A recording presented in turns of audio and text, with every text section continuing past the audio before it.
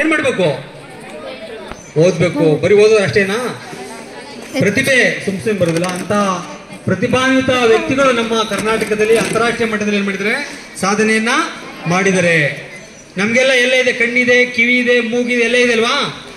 ಕಣ್ಣಿಲ್ದಂತ ವ್ಯಕ್ತಿ ಒಂದು ಸಂಗೀತ ವಿಶ್ವವಿದ್ಯಾಲಯನ ಪ್ರಾರಂಭಿಸ್ತಾರೆ, ಸಂಗೀತ ಸಾಮ್ರಾಜ್ಯವನ್ನು ಕಟ್ತಾರೆ.